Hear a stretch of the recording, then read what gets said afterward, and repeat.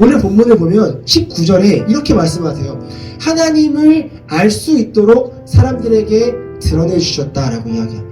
하나님을 알 만한 일이 사람에게서 환히 드러나 있습니다. 하나님께서 그것을 환히 드러내 주셨습니다 라고 이야기하면서 20절에 이렇게 이야기합니다. 우리는 하나님이 없다고 핑계대지 못하도록 만물을 보고서 하나님을 깨닫게 되고 있다고 이야기하고 있어요. 이게 무슨 말이냐? 하나님은 자기 자신을 온 만물에 드러내셨다라고 이야기합니다. 이걸 뭐라고 이야기하냐면 일반 계시라고 이야기해요. 그리고 이렇게 이야기하죠. 그 일반 계시로 하나님 드러내셨는데 하나님께서 처음에 창조하신 이 세상이 어떻게 됐죠? 그대로 있나요? 많이 망가지고 훼손됐죠. 하나님이라는 분에 대해서 하나님이 계시다라는 것은 만물을 통해서 알 수 있어요. 일반 계시. 이거는 예수 안 믿는 사람도 교회 안 와도 일반적으로 다 알 수 있게 하나님 계시해 놓으시는 거예요. 그러나 더 나아가서 디테일한 것들이 있죠.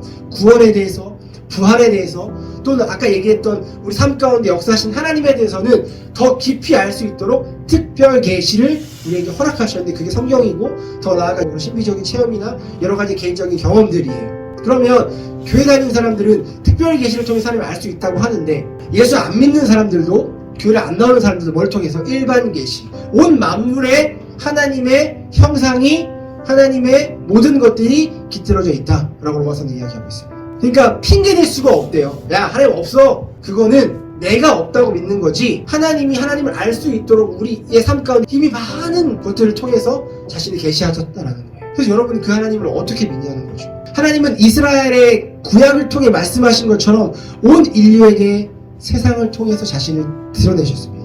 그러므로 사람들이 하나님을 알고자 했다면 특별 계시인 성경 66권을 통하지 않고서도 일반 계시인 자연을 통해서도 누구를 하나님 알 수 있다는 거예요. 하나님 그렇게 자신이 계시해 놓으셨어요. 그래서 타락한 인간은 하나님을 인정하지 않으려고 하죠. 그래서 특별 계시가 있는 거예요. 그러니까 우리가 2024년 말씀을 열심히 봐야 될 이유는 이거예요. 우리의 본질, 죄된 우리의 본질은 하나님을 인정하지 않으려고. 이미 내 주위에 하나님이 자기 자신을 너무 잘 드러냈어요. 내가 마음만 먹으면 하나님을 알 수 있는 방법들이 참 많아요. 하나님을 느낄 수 있는 방법들이 많아요. 그래서 보세요. 이게 이상한 게 아니라 제대로 된 신앙인들은 길을 가다가도 바람을 통해서도 하나님을 느낄 수 있고 산을 통해서, 해를 통해서, 달을 통해서, 무지개를 통해서 뭐 여러 가지의 것들을 자연에서 하나님을 느낄 수 있어요. 여러분 질문해 볼게요. 여러분이 믿고 있는 하나님 진짜 살아계십니까? 근데 그렇게 걱정하시나요? 근데 그렇게 두려워하시는 거예요? 교회가 뭐예요? 에클레시아잖아요. 살아계신 하나님을 내 삶의 주인으로 모신 사람들이 모여있는 공동체가 교회예요. 여러분 이 정체성이 분명하게 있어야 됩니다. 한 가족 한 지체라고 했죠. 그 한 가족 한 지체가 가지고 있는 고백이 이 고백이어야 돼요. 하나님은 살아계시다. 그리고 그 하나님이 내 삶의 주인이시다 라는 사람들이 모여있는 공동체를 에클레시아 교회라고 이야기합니다. 그렇다면 우리가 교회로 모였잖아요. 그럼 어떤 고백이 공통되게 있어야 돼요? 하나님은 살아계시다는 거예요. 주인까지 가기 전에 기본적인 고백이 하나님은 살아계시다는 거죠.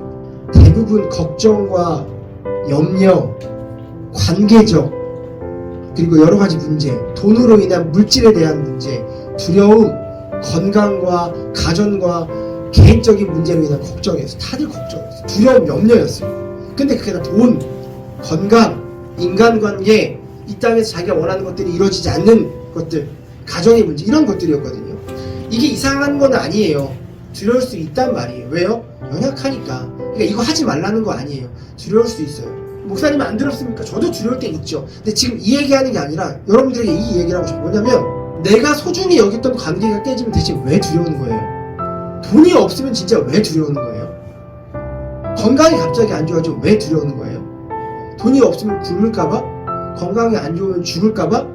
관계가 깨지면 내가 외톨이가 될까봐? 여러분 그 부분이 나의 연약함 때문에 나의 어렸을 때 뭐 트라우마나 상처 때문에 두려운 건 괜찮아요. 그럴 수 있어요. 근데 제가 혹시 그 부분 말고 그 부분 때문에 두려움이 아니라 다른 두려움일까봐 여러분들에게 다시 한번 질문을 하는 건데 그게 뭐냐면 하나님이 안 계신다고 생각해서 두려울까봐라는 거예요. 나의 상처로 인해 두려울 수는 있는데 하나님이 살아계시지 않다라고 생각해서 두렵다고 한다면 이건 되게 중요한 문제니까 다시 점검하고 봐야 된다는 거죠.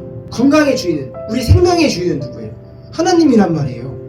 죽고 사는 건 누구에게 달려있냐고요? 우리는 의사를 믿고 의학을 믿지만 하나님이 살리실 거면, 낫게 하실 거면 그거 상관없이 낫게 하시고 살리신다. 죽이실 거면 아무리 좋은 걸 먹고 내가 아무리 좋은 병을 가고 내가 많은 돈이 있어가지고 다 투자해도 죽이실 거면 죽는다고요. 생사가 하나님께 달려있으니까. 인간관계는요, 내가 아무리 소중하다고 붙잡고 있었던 내 인간관계도 하나님이 내 인생에 도움이 되지 않는다면 끊으실 거라고요. 반대로 진짜 저 사람은 싫다, 나랑 진짜 안 맞다, 안 어울린다 해도 그 사람이 내 인생에 필요한 순간이 있다고 한다면, 그리고 나를 통해서 그 사람이 회복돼야 된다면 하나님 붙이실 거라고요. 그러니까 우리는 살아계신 하나님을 믿는다면 사실은 순간순간 두려움과 걱정이 올 수는 있지만 그 두려움에 잠식돼서 그것 때문에 인생을 제대로 못 살아가지 않아요.